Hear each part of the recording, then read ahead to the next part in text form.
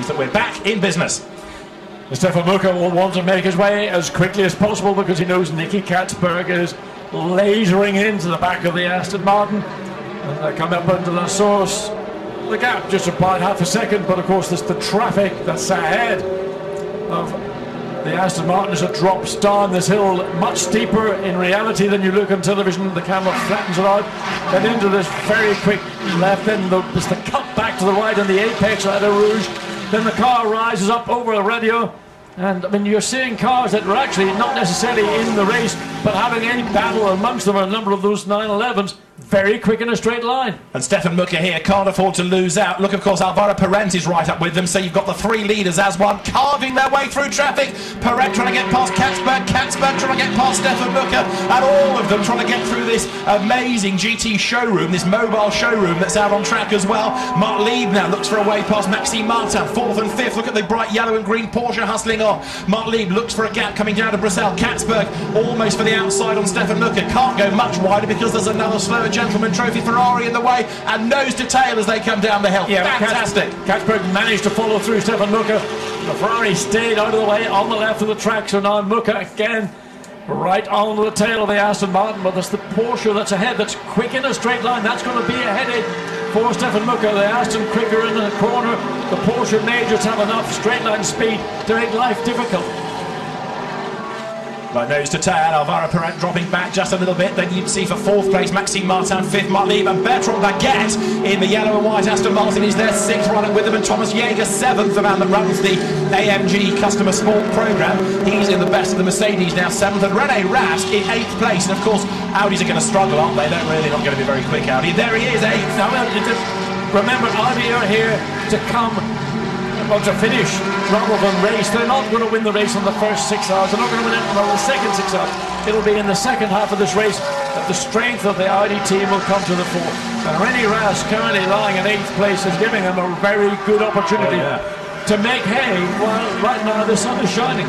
Now, you talk about the fact they're not going to win it early on, you're absolutely right, although it's just worth bearing in mind within the Blancpain Endurance Series that you get points in the championship at the 6 hour and the 12 hour mark. So for those ringers, if you like, the works drivers plonked into a team for the weekend, it's perhaps less relevant, but for the full season entrants, 6 and 12 hour positions, very important indeed. The leaders come through.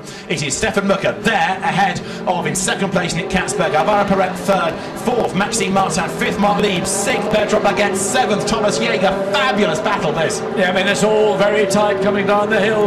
Once again, approaching Eau Rouge. I mean, it is every time you go through Eau Rouge, as it is today or as it was 50 years ago, it is still a massive challenge. It's almost comparable to going back to somewhere like Brands Hatch, Paddock Hill Bend. Although it's still a big challenge, it is a great corner. And look, the Mercedes gets up alongside the Porsche, and it's going to take that position. Well, that's maybe more of a lapping, overtaking manoeuvre than it is for position. Maxime Martin to Lecombe. I think it's Glengelly he's lapped, isn't it? Mark Lieb staying with him as they hustle on. The United Autosports Audi it is behind, and as they battle like this, they're not actually slowing themselves up too much. They're not that far adrift from Alvaro Perez in 3rd place, as Nick Katzberg once again has a look to get past the Beach Clean Aston Martin. Andrew Howard, I think, ex-mini racer, will be well chuffed with the way his car is going here. Absolutely, and that's why he's in it. He's in it to see his car lead a race. When he gets into the car, he'll expect or understand that he's not going to be able to do what Stefan Muka does, but they are in the Pro-Am category, they're not in the Pro category, so the best they can hope for is to win that Pro-Am category. If they happen to win the race as well, I'll tell you what, there'll be a few more chocolate drops in his deep chocolate ice cream that we just enjoyed here in the commentary booth. Pretty good ice cream. It set us up for this first stint of the race, hasn't it? If Andrew Howard is guzzling it, then he's going to be quick, that's for sure. So, René Rast is closing on Thomas Jaeger. There he is in number 1. And news from the pits is that the number 11, Soucek Parisi Leclerc McLaren, has been wheeled into its garage for the 3rd time. I've been saying it had an engine change after free practice, and it looks as though it's engine related once again. So I rather fear that we're not going to see very much more of that car. Really big disappointment.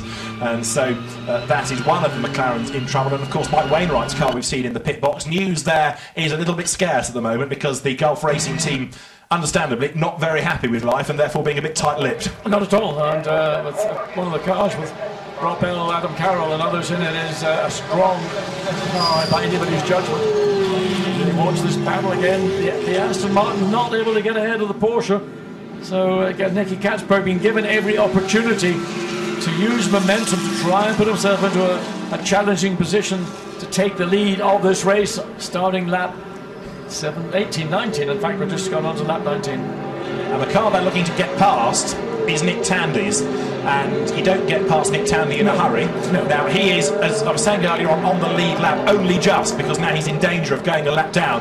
But don't forget, Nick Tandy, having been 64th when he came out of the pits, he's now up into 38th place, which ain't a bad recovery. I know some have pitted, but the car has got good pace in it. It has got good pace, and you can see that the Aston Martin up through Eau Rouge didn't make an inch. In fact, the challenge is going to come from Nicky Katzberg, who now is forcing Stefan Mucker to stay right up the Camel Straight.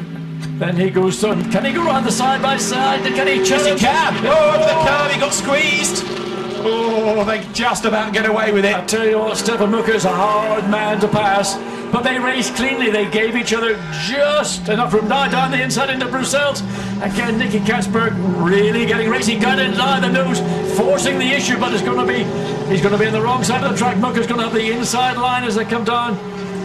So the corner with no name, or whatever it's been given these days. Speaker's Corner. Speaker's Corner is the unofficial name. I'll tell you why in a moment, because I've got a feeling that before I tell you that, Nick Katzberg's going to have another go. They're closing up on Godfrey Jones, coming through Port. Nick Tandy, of course, doesn't want to be lapped. He's trying to drive his own race and pull away. Mark van der Straten's not breathed, I don't think, for a couple of laps, because it's been a bit heart in mouth, this, with Nick Katzberg.